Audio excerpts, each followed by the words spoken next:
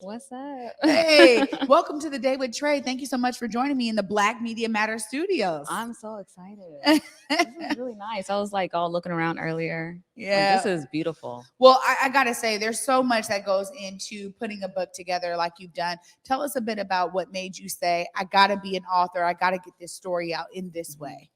So it started off with actually like long therapy, to be honest, and it's a true story.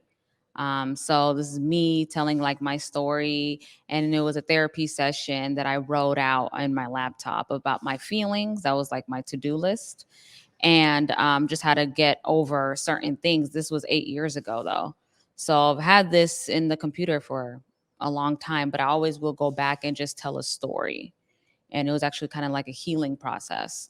And then I had good girlfriends writing children books and all this stuff. And one of my good guy friends, he was like, "You should write something. Like, what are you doing?" So I was like, "Huh." And then I got recommended, like, "Oh, you should publish this story." So I gave it to a publisher, and they're like, "Oh, we want to publish your book." And I was like, "Oh, okay, that's cool." But I didn't think anything of it. I just thought it was just like a good fun time for me. Yeah. So once the book drops, then Mhm. it's like it's public. It's something Yeah. that's been kind of in the works for you for many years. Yeah. Tell us a bit about some of the logistics behind that, because obviously now you do spots like this, you got to Mhm. get it out there. Tell us a bit about how that leg of this journey has been for Mhm. you.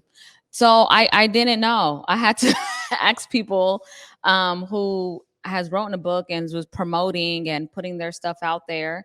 So I reached out to a couple of people who I do know who have like podcasts, and I was on one last week.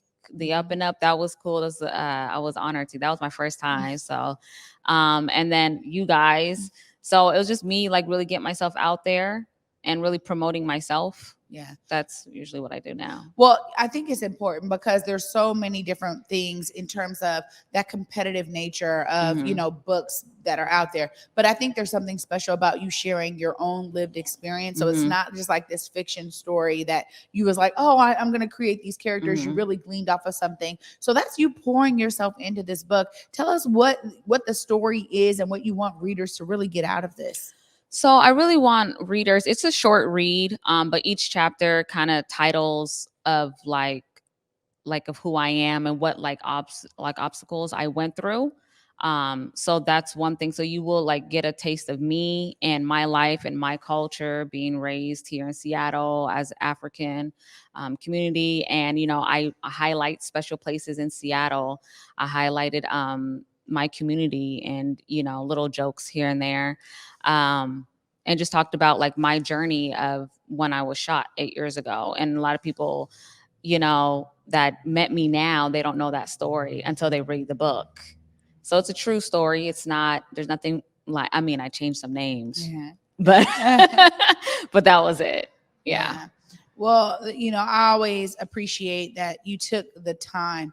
And I Mhm. think it's courageous too to say, look, I need to get this story out there. And yeah, Mhm. maybe you change names to like, mix it Mhm. up a bit. But, you coming out and saying, this is really about my lived experience, that really takes some, leaping of faith and like stepping out on your own and realizing like, hey, there's some other people that may heal from this story, may take something that they can Mhm. relate to from your story. So that's really important. When you think about, future works of Tigist, right? Mhm. This may be your first book. Have you contemplated what it may look like for you to continue as an author?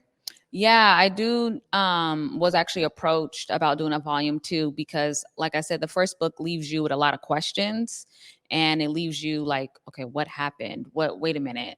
She's awake. Did she walk again? Like I had a lot of questions afterwards, or what was like my dating life after. So I'm gonna do a volume 2 of that, and then also wanna do a documentary. That's like my next go-to thing. Right on, Hmm. right on. Well, this is really great work. And Hmm. again, this is something that we love to highlight happening in our community. Folks stepping out, telling their stories, Hmm. utilizing all of the different mediums to do that. Kudos to you for, Thank you. this first book and for this volume 2 coming up. It gives the audience something to look forward to. You can look right there in that camera, make sure people know how they buy your book. How do they follow you and catch up with all things Tigest?